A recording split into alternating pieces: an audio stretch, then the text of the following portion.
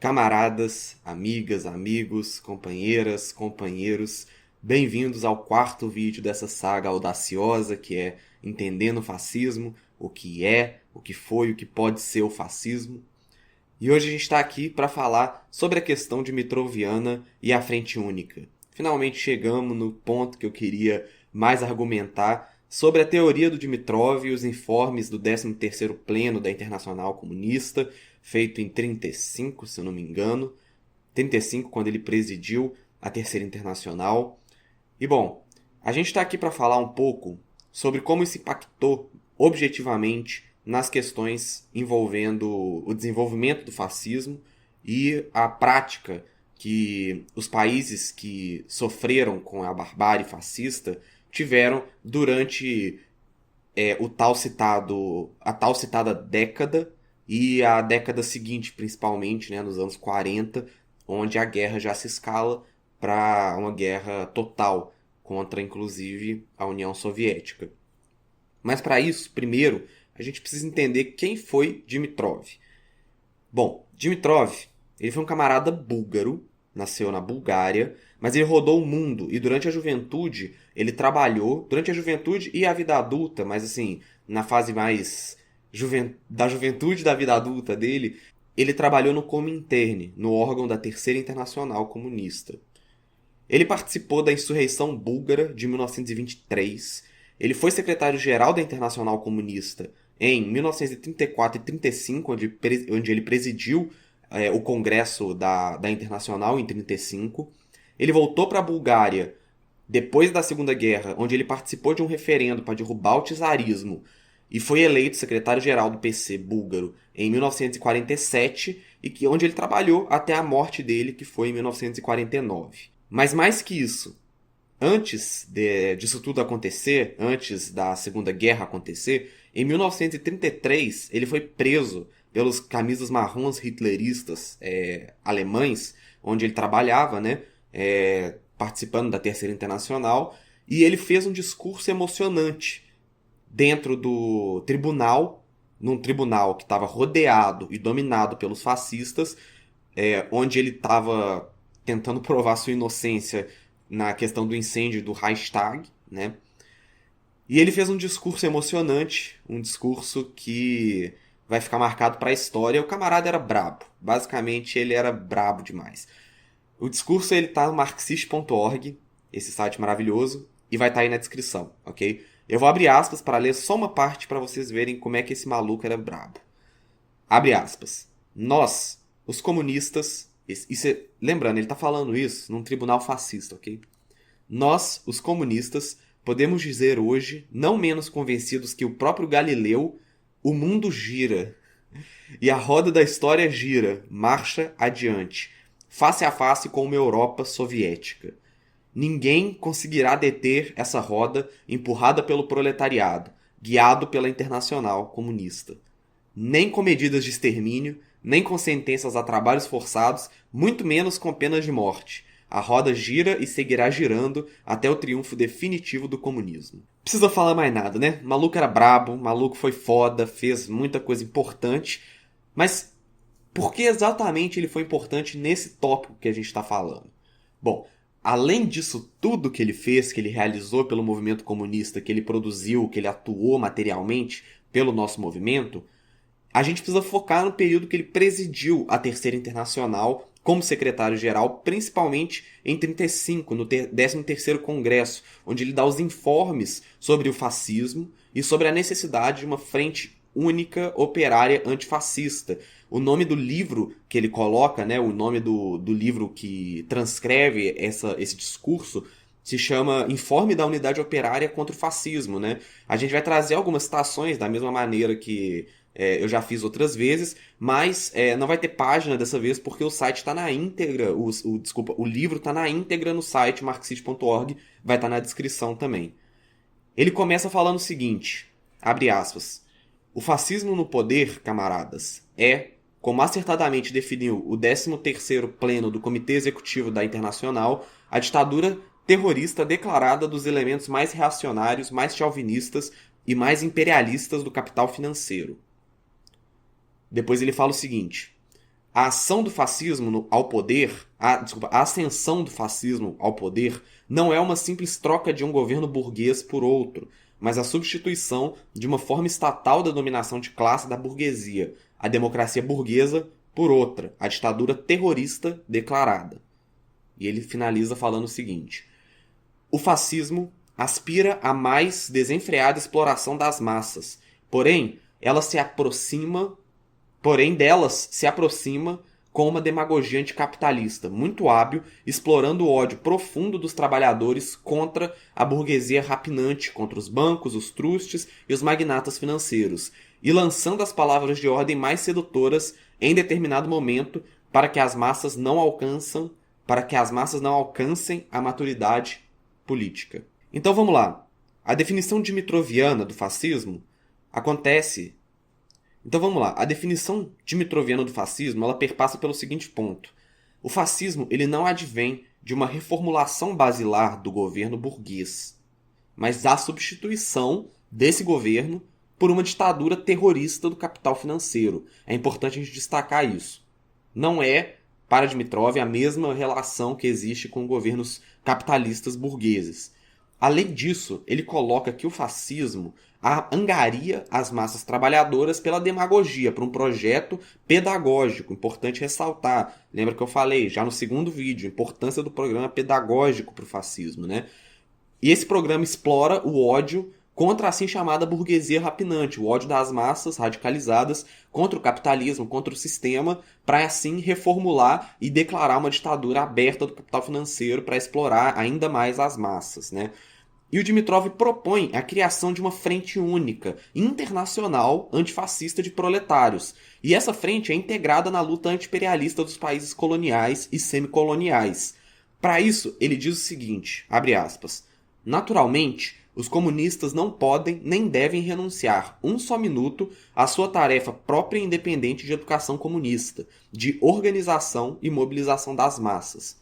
Não obstante, para assegurar aos operários o caminho para a unidade da ação, é preciso conseguir ao mesmo tempo firmar acordos a curto e a longo prazo sobre as ações comuns com os partidos sociais-democratas, os sindicatos reformistas e as demais organizações dos trabalhadores contra o inimigo de classe do proletariado. Bom, a gente está aqui para falar sobre a problemática da lógica do Dimitrov. Existe um livro, foi publicado na década de 70, chama Anti-Dimitrov e Eu Sei, que é um nome personalista, é um nome péssimo. Mas o conteúdo que tem no livro é um conteúdo interessante de dar uma contrabalanceada sobre a argumentação teórica da questão dimitroviana. Eu vou usar ele como base em algumas partes da argumentação, em outras não, mas é importante a leitura e eu vou deixar também na descrição como referência bibliográfica, ok? Mas é importante a gente falar que a tática do Dimitrov não foi 100% acertada. E para isso a gente vai começar com alguns problemas basilares na lógica da questão do fascismo por Dimitrov. Que é o seguinte: Dimitrov nunca negou que o fascismo e a democracia burguesa advinham do mesmo princípio, né? Apesar de ter obscurecido isso no discurso dele. Mas cada vez mais, e esse é o problema, cada vez mais nos seus discursos e nas suas formulações que foram usadas de maneira a gerar ações materiais, ações objetivas, né, no campo socialista, cada vez mais ele fez questão de separar essas duas vertentes, de separar essas duas formas de apresentação do capital, como se elas fossem diferentes, como se elas fossem inigualáveis em todo sentido e principalmente como se elas fossem advindas de diferentes locais, né, de diferentes causas, de diferentes contradições basilares, sendo que não são. Né? Como a gente viu no vídeo anterior, o fascismo é uma expressão do capitalismo. O capitalismo é uma expressão da forma capital de reprodução e autorreprodução de sua própria existência. Ao colocar no seu discurso que o fascismo é, palavras dele, uma aberração monstruosa da democracia e uma barbárie medieval, ele esquece de colocar em análise que as forças fascistas adivinham e surgiam no seio da social-democracia, um local onde elas foram regadas e cultivadas para o seu crescimento, né? Ou seja, dentro da social-democracia e dentro do nacional-desenvolvimentismo desses países onde as camadas médias não tinham acesso ao monopólio gerado pela grande burguesia, pela burguesia nacional, e as camadas proletárias estavam se radicalizando em prol do internacionalismo da Revolução Comunista, né? Ali existiu a semente para brotar e para se desenvolver o fascismo, para desabrochar o fascismo, e ele não coloca isso. Ele coloca como se fosse algo abstraído dessa outra realidade que precede o desenvolvimento e a possibilidade de ação dos fascistas e do fascismo. E mais do que isso, quando ele coloca o fascismo como uma problemática simplista entre burguesia e proletariado, ignorando as camadas médias, que são as grandes responsáveis, como a gente já viu, pelo desabrochar do fascismo, fica de fora o fato histórico de que o fascismo ele desabrocha, como movimento histórico, ele floresce e desabrocha em todas as classes sociais, como um programa pedagógico, como um programa discursivo e como o apoio financeiro e material da burguesia nacional, que angaria as classes médias, as camadas médias radicalizadas, para esse discurso e para essa possibilidade de ação. Ele não coloca essa relação entre as camadas médias radicalizadas, a alta burguesia e a demagogia e o programa pedagógico utilizado para angariar quadros proletários também. Ele coloca uma problemática como se ela fosse simples, mecânica, entre a luta da burguesia e a luta do proletariado, sendo que não é. E essa análise mecânica, ela de certa forma se torna necessária num período histórico. E isso não é uma justificativa para ela ter acontecido, mas ela se torna necessária, em certa medida, porque o Dimitrov queria concretizar uma frente popular. E essa frente que ele mencionava era o objetivo de colocar o proletariado no campo de luta pequeno-burguês e vice-versa, colocar o pequeno burguês no campo de luta do proletariado. Para isso, ele precisou de usar da demagogia, ele precisou de usar de um programa também pedagógico para simplificação da problemática, o que não justifica, porque se tornou uma tática incorreta, se tornou uma tática não acertada no movimento objetivo das forças comunistas, socialistas e trabalhadoras do mundo nesse período. E a gente não teria como não falar da relação da União Soviética com essa problemática toda, já que a União Soviética era o grande polo do socialismo e até, enfim, provavelmente até a ruptura sino-soviética era o grande polo teórico e acionário do socialismo mundial, né? E para isso a gente vai falar um pouco sobre a União Soviética e os amigos da paz, né? Como diz os discursos dessa época da União Soviética, né? Os amantes da liberdade, muitas aspas aí que ele estava falando, Molotov e Stalin falando da coalização dos aliados antifascistas, né, contra Hitler, contra Mussolini. E bom, nesse plano específico, histórico, material, a tática dimitroviana, ela foi uma contribuição muito grande para o nosso campo, mas ao mesmo tempo ela trouxe consigo diversos erros objetivos que a gente consegue mencionar e consegue datar como sendo erros específicos, táticos dessa concepção.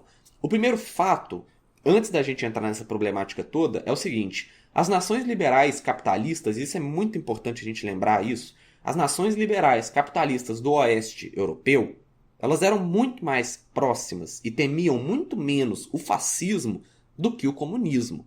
Isso fica claro, inclusive, no discurso do primeiro-ministro inglês, Lord George. Ele declara na Câmara dos Comuns, em 1934, o seguinte: ainda saudaremos a Alemanha hitlerista como nossa amiga, né? E esse discurso continua.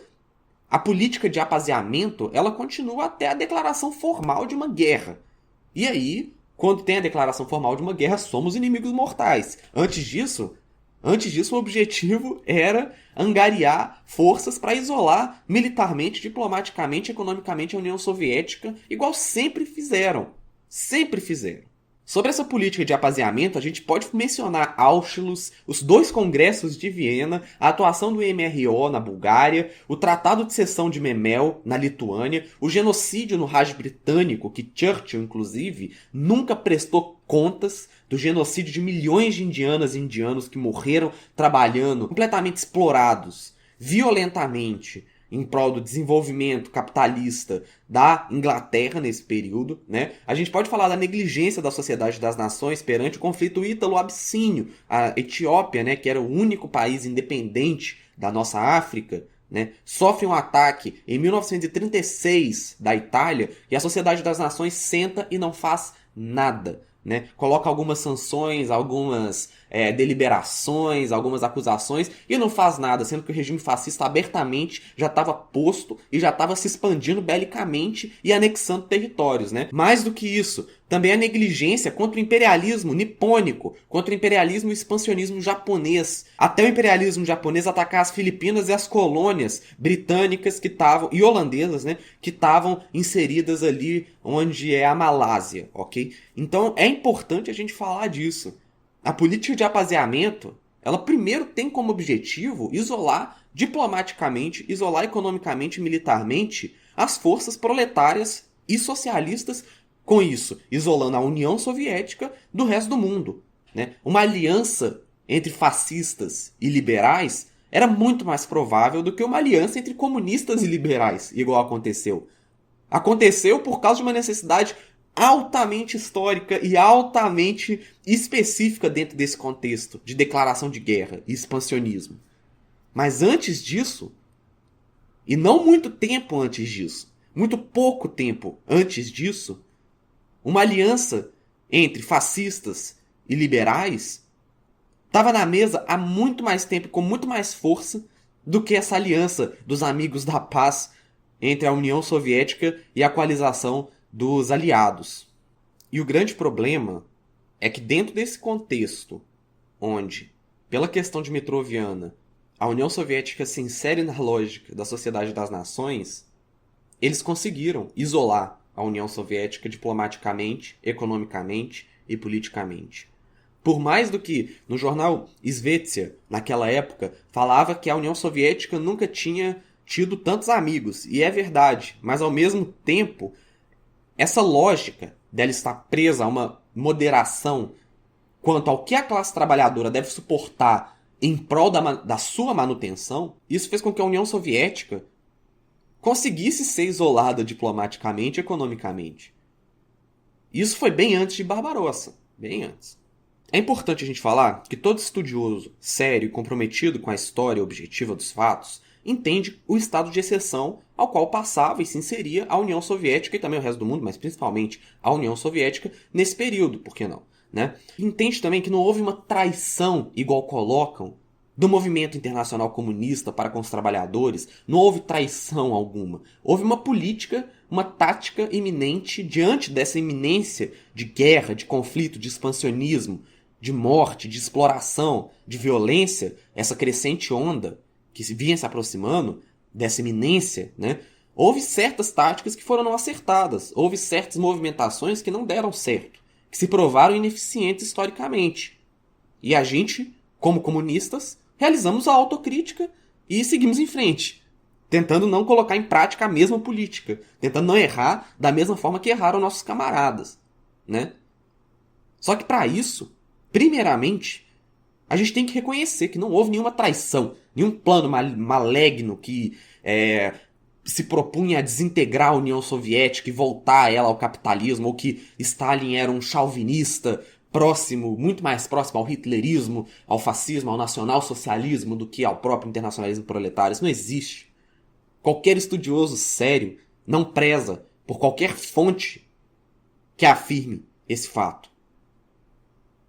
Só que é importante a gente falar dos erros que aconteceram e a questão de Metroviana como uma tática não acertada diante dessa iminência, diante dessa onda iminente de agressão que todo mundo sabia que viria. E ainda assim, os liberais continuaram com a política de apaziamento, levando milhões e milhões de povos a sofrerem as consequências. E é importante também a gente lembrar qual foi o papel e quais foram as ações tomadas pela União Soviética diante de outros estados de exceções pelos quais ela passou durante sua história, né?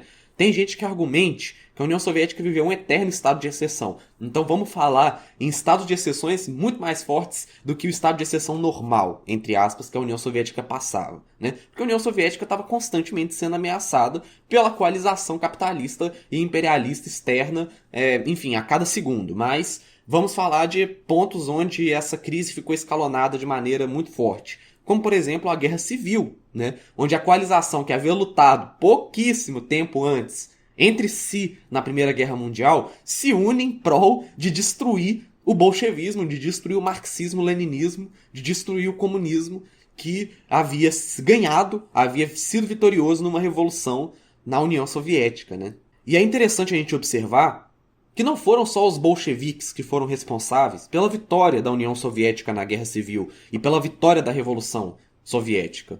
Muito pelo contrário, foi uma vitória internacionalista. Foi uma vitória que contou com trabalhadores e trabalhadoras do mundo inteiro. A gente pode mencionar aqui as greves gerais que aconteceram na França, na Inglaterra e na região onde hoje se encontra a Índia, o Paquistão, Bangladesh e Mianmar, que era o Raj britânico, né, a colônia britânica que existia ali. A gente pode falar dessas greves gerais porque elas foram responsáveis pela retirada de 2 frontes de forças expedicionárias estrangeiras do Exército Branco na Guerra Civil, né? O Exército Siberiano e o Exército do Cáucaso. Eles foram retirados, foram mandados para casa por causa de greves gerais ocorridas dentro desses países contra a guerra que se seguia diante de uma vitória dos trabalhadores e das trabalhadoras soviéticas, russos. O estado de exceção ao qual passou a União Soviética nesse período, ele foi sustentado e foi vitorioso para o lado dos soviéticos por uma ação conjunta e internacional de todas as trabalhadoras e os trabalhadores que atuaram em seus países, inclusive nos países imperialistas que atacaram a União Soviética, em defesa da revolução, em defesa da manutenção do Estado soviético. Isso é interessante da gente observar. É interessante porque colocar o conflito fascista como sendo essa barbárie medieval separada do capitalismo, desligada, inclusive, do sistema do capital e das camadas médias, como foi colocado, foi tirar do proletariado esse mesmo poder de ação que a gente acabou de falar. Foi colocar em pé de igualdade acionária e material os interesses objetivos dos maiores lutadores antifascistas com aqueles que os criaram, com aqueles que foram responsáveis pelo desabrochar do fascismo, que é a camada média, que são as camadas médias. Esse é o erro principal da questão dimitroviana. Esse é o erro principal. De resto, é importante a gente dar créditos para a Terceira Internacional pelas ações que foram acertadas. Porque não só de derrotas vivemos, não é mesmo? Dias de luta, dias de glória, já diria o poeta. É importante a gente colocar como os agentes centrais nesse processo as heroínas e os heróis que estavam em linhas inimigas, por exemplo, e continuaram lutando. Os lutadores argelinos, os lutadores egípcios, sírios, que lutaram, que saíram da sua casa, colonizada pela barbárie imperialista, e foram lutar numa coalização antifascista. Inclusive Franz Fanon, que estava lá, fazendo menção ao herói argelino, que lutou na coalização antifascista e antinacional socialista na Segunda Guerra Mundial. A gente tem que dar voz aos partisãs italianos e gregos, aos partisãs romenos, búlgaros, aos partisãs iugoslavos, albaneses que lutaram, a Tito, a Roja, a Togliatti, ao Kakaé, as heroínas e heróis ucranianos que lutaram atrás das linhas inimigas, hitleristas, romenas e italianas, numa guerra de guerrilha que foi decisiva para o desabastecimento do fronte contra a União Soviética. A gente tem que mencionar a resistência das trabalhadoras e dos trabalhadores franceses contra a ocupação nazifascista, a resistência dos trabalhadores alemães que atuaram dentro do seio do regime nacional-socialista para destruir por dentro essa barbárie. Esses são os maiores heróis dessa guerra. As trabalhadoras e os trabalhadores do mundo. Eles são os principais agentes antifascistas e foram os grandes responsáveis, junto com o Exército Vermelho, para destruir e aniquilar a barbárie que se instaura nesses países. A barbárie da dominação de classe que as camadas médias atrelam à burguesia nacional em prol da destruição das forças populares e trabalhadoras, da maior exploração possível e da violência bélica. Essas e esses trabalhadores foram os maiores lutadores antifascistas da história. Eles, junto com o Exército Vermelho, são os principais agentes que nós deveríamos dar os nossos agradecimentos pela vitória antifascista. E é importante a gente mencionar também e dar os créditos devidos a Zhukov, a Stalin, a Molotov, né? A Dimitrov, a Togliatti, a Mao Zedong, Kim Il-sung, que atuaram contra o imperialismo japonês, nipônico, né, no leste. Que isso merece outro vídeo, e a gente vai fazer um outro vídeo sobre isso, por isso que eu não mencionei aqui, porque essa parte da guerra a gente precisa tratar de maneira separada, porque é uma história muito rica e muito densa pra gente tratar aqui, mas mencionando os PCs da Indochina, que atuaram contra o colonialismo e contra o imperialismo. A gente tem que agradecer a todas e todos que agiram quando a maré parecia perdida em prol da defesa da União Soviética e contra a barbárie do fascismo. Forças as quais os interesses objetivos estão ligados ao socialismo, ao internacionalismo. Essas forças foram as grandes responsáveis pela derrota e pelo esmagamento do fascismo, da barbárie fascista.